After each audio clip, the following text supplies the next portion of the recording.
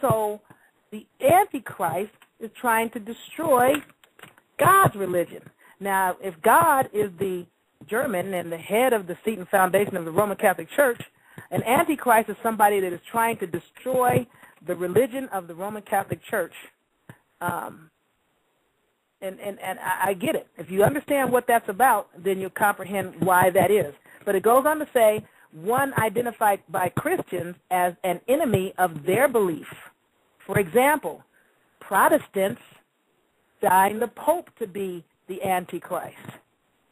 Now, I'm going somewhere, and I know you guys are like, okay, well, she's rambling on, and where's she going with this? I have no idea what she's talking about. I thought we were getting ready to do some spiritual. Now, I have to, like I said, we're going to wrap this up on this magic stuff, not magic, on this carnal stuff that you guys think is religion and God, and we're going to go on from there. Now, I wonder if I should give you guys this yet.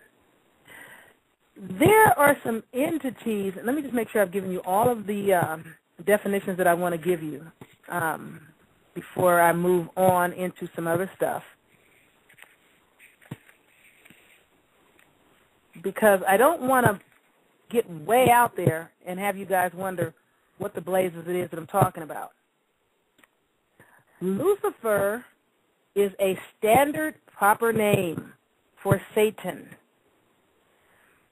Now, I told you guys last week that a lot of people are being misled into believing that setting up the satanic Luciferian rulership on this planet, and the satanic Luciferian rulership is already in place, but what they're attempting to do is shove it down everyone's throat and compel everyone to be involved in it by any means necessary, by force if they have to do so, and they're more than willing to do exactly that to pull this off. They'll kill anybody to make this happen. No one, they don't care what you think your gender is or your race or your preference or your economic or political status. They don't care who you are or who you think you are. If you think you're one thing or the other and as such that makes you some kind of way exempt, no, you're not exempt. This is a private party, and I'm going to expose that in a minute. It's not about what people think it's about. Everybody thinks it's, oh, it's anti this group, anti that group, pro this group, pro that group. No, it's not pro any of these groups. Now, you know, this is starting to, I'm trying to get to something that I want to show you. But comprehend this. In 1870, the Pope lost temporal power over the Papal States. And he didn't start regaining it until like 1929 with Mussolini. And one of the things that helped him to start losing these states and for the stuff to start falling was King Henry VIII deciding that he was going to break away from the Church of Rome. I don't know why, but for whatever reason, I think it had something to do with somebody he wanted to marry that they wouldn't give him permission to marry. And I think he decided, okay, well, fine, screw you. If I can't get permission to marry who I want to marry, then since I'm the king, I have the right to set up my own church. So he set up the Church of England, which it seems to me that it was brought to my attention that not that long ago, I think September, October of 2010, the Pope made an official visit back to England and met with the Queen of England. That is something worth looking into because that is an interesting turn of events that people should not let pass them by, because it's going to point you in the direction of what is actually going on here. But we had one openly Roman Catholic president named John F. Kennedy. And John F. Kennedy, although he was openly Catholic, contrary to his father's wishes, I think he was trying to, one, in the Federal Reserve and start printing again these United States notes that Andrew Jackson successfully put out and Abraham Lincoln was not so successfully able to redo. But actually, was who came first? I think Lincoln came first. You know, don't quote me on that. Whichever one of these cats came first. Jackson was able to pull it off. Lincoln wasn't able to pull it off. John F. Kennedy wasn't able to pull it off. But what people are not aware of is that contrary to the Roman Catholic Church and the Society of Jesus and their many minions who were working for them, a lot of times knowing, a lot of times not knowing, these individuals had a problem with the fact that he wanted to end the Vietnam War. And I told you the Vietnam War took place because they wanted these people to stop being Buddhists and convert to Catholic Christianity. And a matter of fact, there's a set of twin Buddhas, and I forget exactly where they were, but there were a set of twin Buddhas carved into a wall. They were obviously melanin-rich, thick nose, big lips, kind of like the Olmec heads that everybody swears up and down aren't melanin-rich people. And I submit to you, if you take these people off these Olmec heads and you parade them through some European neighborhood, people would be calling the police, and the police would be wanting to take people to jail, or they'd be walking down the street and somebody would be walking up to them going, "Excuse me, may I help you? Are you lost?" The way they do melanin-rich people all the time when you're in their neighborhood or what they think is their neighborhood on our land, and it's like, well, you're melanin-rich, and why are you here? Is there anything we can do for you, or are you lost? Even my homegirl, Lady All, as she was a county tax assessor for the county of Los Angeles, and she used to run around and have to do assessing for a lot of different areas. And it never ceased to amaze her how she could barely get out of her car good before some European was walking up to her going, "Hi, may I help you?" It's like, do I look like I'm asking you for help? I asked you for help. For some reason, whenever we're walking through what they think is something that they own, you have no business being there, so why are you here and may I help you? Is there somebody you're looking for, or are you lost? When they're walking through our communities, we just kind of watch them go and don't really say much, even though they swear them down. Our communities are so dangerous. They're dangerous for nobody but our own people. However, he was trying to stop the Vietnam War, and he was trying to shut down the CIA, which used to be the German SS. You know what I'm saying? Or the German SS got very heavily into the CIA.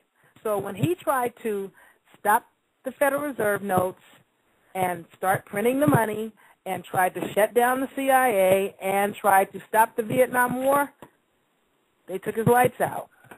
They took him out. So now what people need to comprehend is that these things are not what people think, you know, and I'm going to give you some examples of what I'm talking about. I don't know how many people remember the Titanic that got sunk. They made a movie about the sinking of the Titanic. What a lot of people were not told, see, this is what I'm saying when I say it's not about your race or your religious position or your beliefs. They don't care who you are. They have their own agenda. So when they sunk the Titanic, it was to kill 3 people. They sunk the Titanic and killed all of these people, trying to take out 3 people in particular, 3 of what were considered three of the wealthiest men in the world who were on the ship at the time. And one of these cats was a guy named Benjamin Guggenheim. Another cat was named John Jacob Astor IV. And another cat was named Isidore, and I'm probably mispronouncing it, Isidor, which is an interesting name for a guy, but his name was Isidore Strauss. These 3 cats were against forming a Federal Reserve Bank in the United States because they had a problem with setting up the United States Federal Reserve Bank. They were taken out. And I think it's an unfortunate turn of events.